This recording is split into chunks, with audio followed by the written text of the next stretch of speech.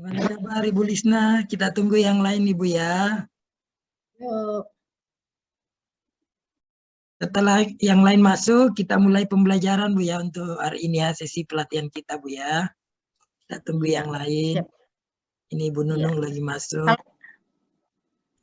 Baik Ibu Bapak, sambil menunggu Pak Mianto, kita mulai pembelajaran kita hari ini ya. Jadi sesi kita hari ini, kita akan membahas mengenai prinsip dan komponen kurikulum operasional sekolah ya.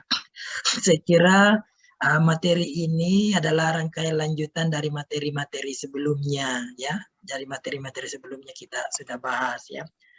Baik, sebelum kita memulai, mari kita berdoa menurut agama dan kepercayaan kita masing-masing.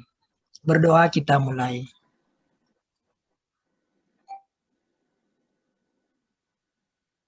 Terima kasih. Saya berterima kasih Bu Bapak sekalian, Ibu-ibu sekalian karena sudah bergabung kembali di room ini. Tentu ini menjadi kekhasan kita ya di masa pandemi ini, kita pelatihan menggunakan pola daring ya. Tentu ibu-ibu sudah membahas secara mandiri, secara asinkron pada masa yang lalu, kemarin, materi-materi kita sebelumnya ya.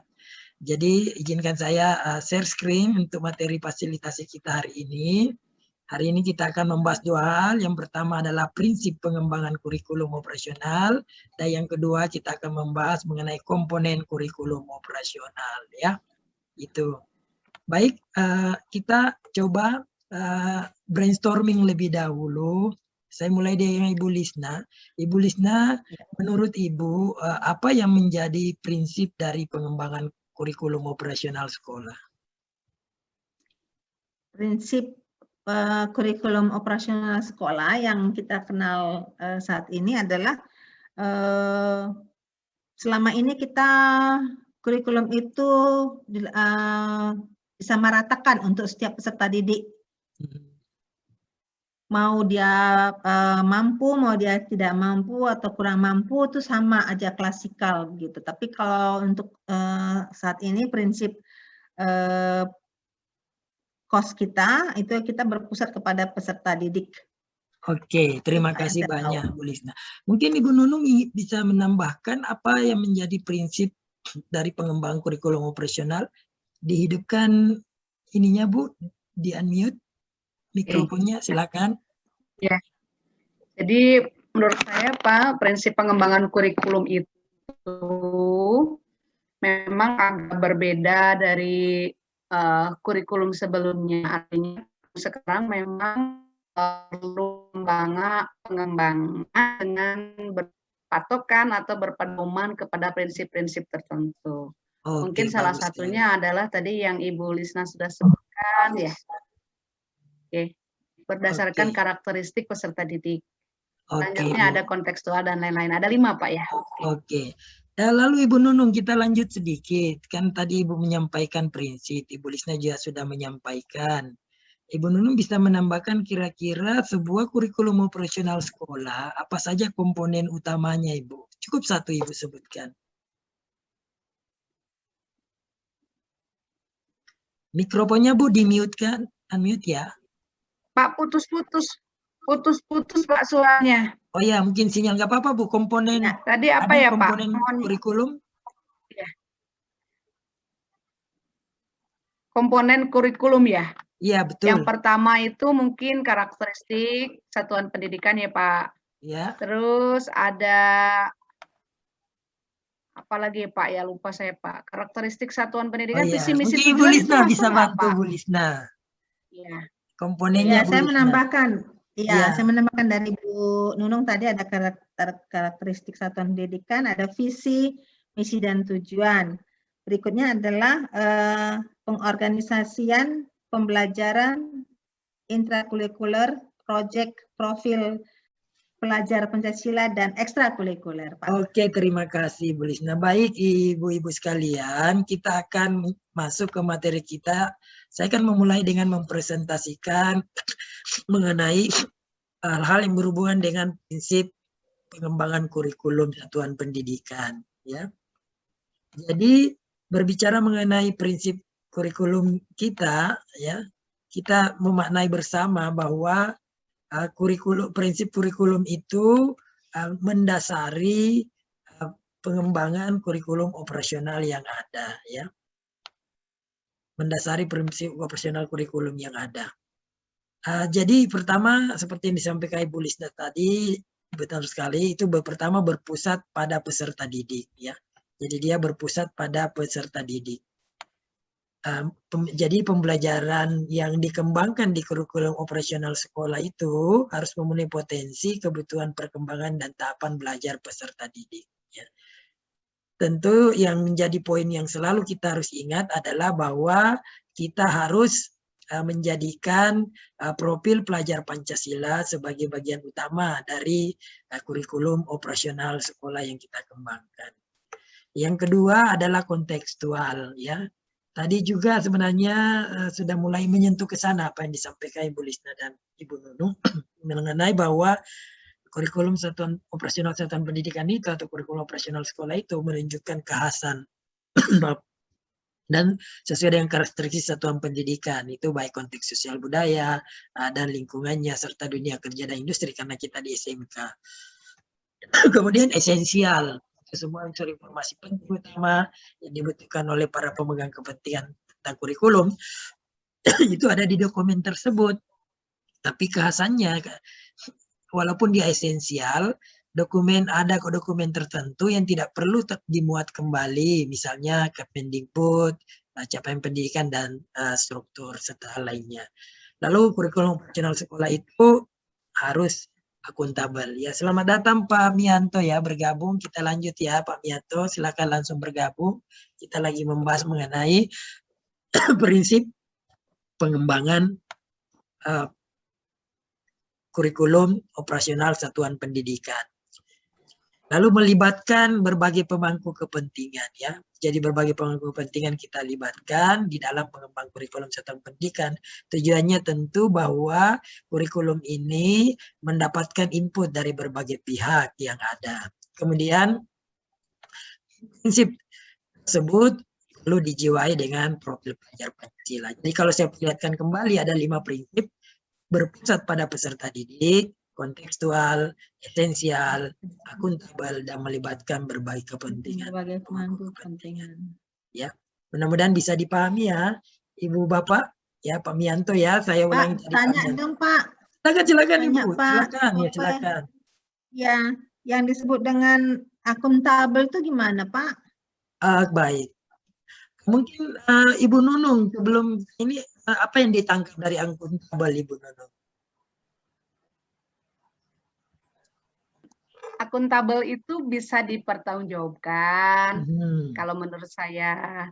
Jadi dia itu pengembangan kurikulum operasionalnya bisa memberikan apa ya Pak? Ya bertanggung jawab terhadap semua stakeholder sekolah. Seperti itu Pak. Terbuka lah ya, terbuka sih Pak. Okay. Makasih, betul, akuntabel itu artinya dapat dipertanggungjawabkan ya. Karena kenapa dapat dipertanggungjawabkan? Karena di dalam kurikulum itu berbasis data dan aktual.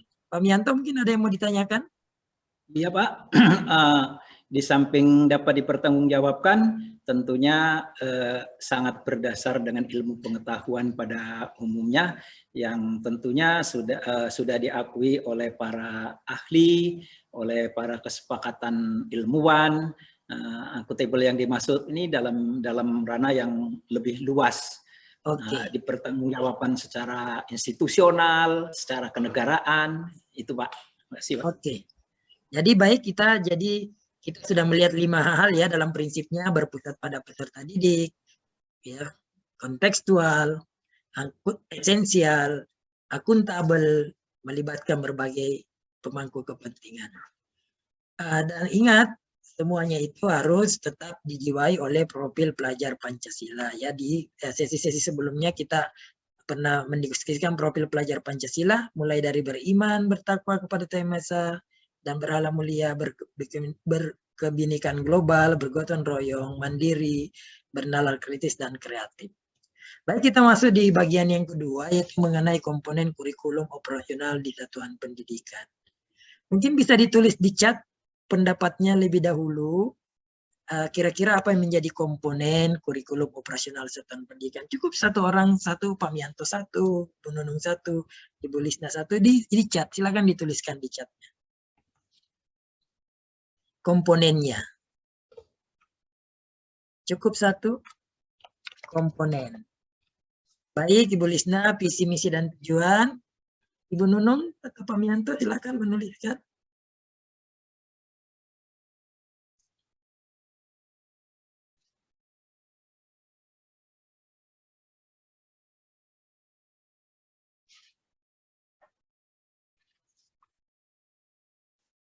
Ibu Lisna sudah menulis visi, misi, dan tujuan.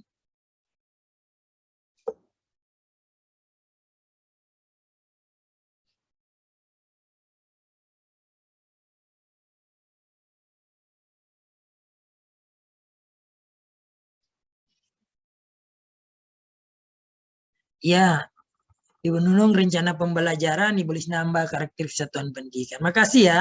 Baik, kita langsung melihat apa yang Ibu tuliskan, Ibu-ibu tuliskan. Kita lihat komponennya. Bisa dilihat komponennya, Ibu-ibu? Tampak jelas? Bisa. Jelas, Bisa Pak. ya. Oke, komponen yang kita lihat di sini. Yang pertama adalah karakteristik satuan pendidikan. Jadi kurikulum operasional itu harus memperlihatkan karakter satuan pendidikan. Jadi olehnya itu perlu kita melakukan analisis konteks, melihat keunikan sekolah, seperti keunikan peserta didiknya, sosialnya, budayanya, guru, dan tenaga pendidikannya. Kemudian betul Ibu Lisna juga tadi menuliskan visi, misi, dan tujuan. Jadi visi sekolah harus terlihat dengan jelas, misinya terjelas, begitu pula tujuan. Lalu pengorganisasian pembelajaran, ya, baik itu yang intrakurikuler, proyek Pancasila maupun ekstrakurikuler. Lalu rencana pembelajaran juga harus terlihat untuk ruang lingkup sekolah, ya, perlihatkan di dalam kurikulum operasional sekolah ini. Lalu pendampingan, evaluasi, dan pengembangan profesionalnya itu berbentuk kerangka pendampingan, karena ingat bahwa banyak hal yang perlu dilakukan peningkatan kualitas, terutama kualitas pembelajaran. Ini perlu bersecara berkelanjutan dilakukan. Ya, ini dilakukan oleh para pemimpin satuan pendidikan, kepala sekolah tentunya. Dan lampirannya pentunjuk ada itu contoh rencana pembelajaran ruang lingkup kelas dan contoh penguatan profil pelajar Pancasila, dan terakhir perlu ada referensi landasan hukum atau landasan lainnya. Jadi saya ulangi kembali, komponennya adalah karakteristik satuan pendidikan, visi, misi, dan tujuan, perorganisasian pembelajaran, rencana pembelajaran, pendampingan, evaluasi, pengembangan profesional, dan lampiran. Baik, sekarang kita coba kolaborasi. Ya, kolaborasi kita dengan pola siapa cepat menuliskan apa yang dia paham. Ya, kita mulai dari, tolong tuliskan masing-masing orang 2 prinsip. 2 prinsip ditulis di chat. Ditulis saja di chatnya. 2 prinsip. Tadi kan kita melihat ada 5 prinsip. 2 saja dituliskan. Oke, Bu Lisna tulis esensial dan akuntabel. Ibu Nunung silakan. Oh, Ibu Nunung menulis akuntabel dan melibatkan pemangku kepentingan, Pak Mianto, ya. Akuntabel, ya. Tulisannya agak unik, sakuntabeloka. Oke, sekarang dijawab, dihidupkan mikrofonnya. Kalau saya membacakan Jambi Pegunungan itu.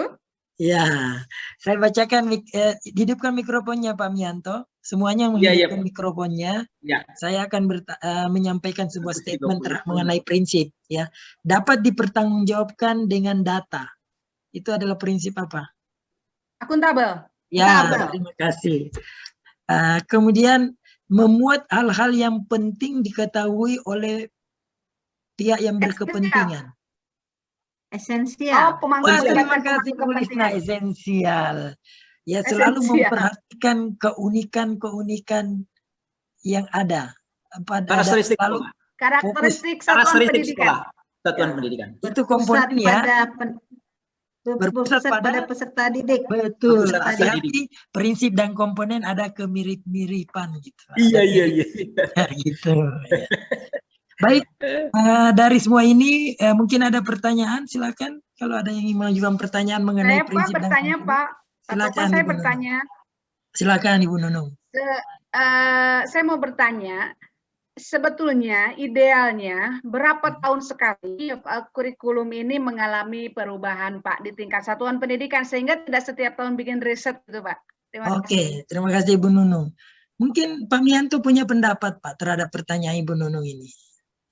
Ya, kalau untuk berkaitan dengan visi dan misi maka itu 3 sampai dengan 5 tahun. Oke. Akan tetapi kalau untuk pembelajaran tentunya per semester, bahkan tiap hari per semester dan per akhir tahun. Makasih banyak. Ibu Lisna mungkin punya pendapat. Terima kasih Pak. Ya, makasih Ibu Nunung. Punya pendapat Bu mengenai itu? Iya, sebenarnya sih kalau tahunnya nggak terukur ya Pak ya, tapi kita lihat zamannya kali Pak. Artinya kalau penting cepat gitu Pak. Oke, terima kasih jawaban-jawabannya. Tadi masih mengingat slide ini. Ya, betul tadi kata Ibu Bapak, untuk yang utama bisa ditinjau 4-5 tahun atau 3-4 tahun seperti karakteristik visi misi, tapi tentu yang menyangkut pembelajaran kita dapat meninjaunya tidak hanya per tahun, bahkan memungkinkan mungkin setiap hari kata Pak Mianto tadi ya, karena pergerakannya tentu setiap mata pelajaran berbeda. Ada pertanyaan lain lagi? Cukup Pak. Cukup ya. Cukup pertanyaannya. Baik, sebelum kita menuntaskan sesi kita hari ini, saya ingin mengingatkan Ibu Bapak sekalian ya, bahwa pemahaman kita terhadap prinsip dan komponen ini penting sekali. Karena ketika kita ingin mengembangkan, menyusun kurikulum operasional satuan pendidikan, kita harus melihat kembali prinsip-prinsip ini. Jangan sampai ada yang ditinggalkan. Ya, demikian pula ketika disusun komponennya ya, komponennya penting diperhatikan ya, sehingga kurikulum operasional satuan pendidikan atau kurikulum operasional sekolah yang kita kembangkan itu benar-benar dapat mengarah kepada tujuan yang ingin kita capai. Dan ingat, tujuan yang kita ingin capai itu selalu kita integrasikan dengan profil pelajar Pancasila, karena profil ada tadi domainnya ya, ada komponennya, ada orang yang mengatakan domainnya, ada disebut juga komponennya atau dimensi dari profil pelajar Pancasila. Masih ingat ya tadi? Ada berapa profil pelajar Pancasila? Ada 5 Pak. Ada 6 Pak. 6, 5 plus 1. 5 plus 1. Ibu Lisna suka 5 karena Pancasila ada 5 sila ya. Ya, enggak apa-apa, agak mirip lah ya. Ya.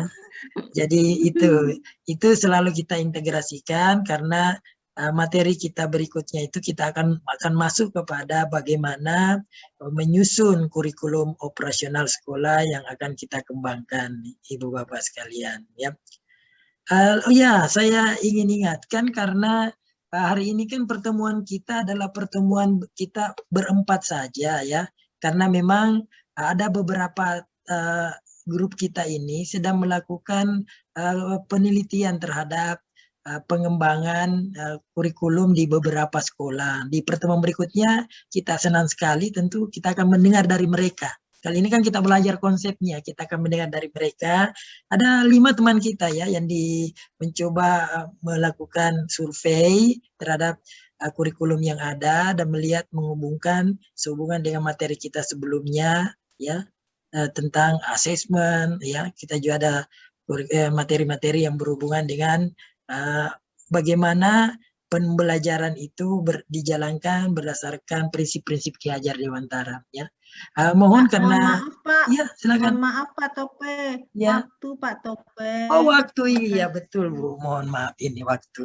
Baik ya. Jadi itu tadi kita sambil ngobrol itu sebenarnya kita menyimpulkan pertemuan kita hari ini ya. Demikian, saya berharap kita semua tetap dalam keadaan sehat walafiat ya, walaupun suasana COVID-19 ya. Ya, dan tolong dijaga kesehatan ya.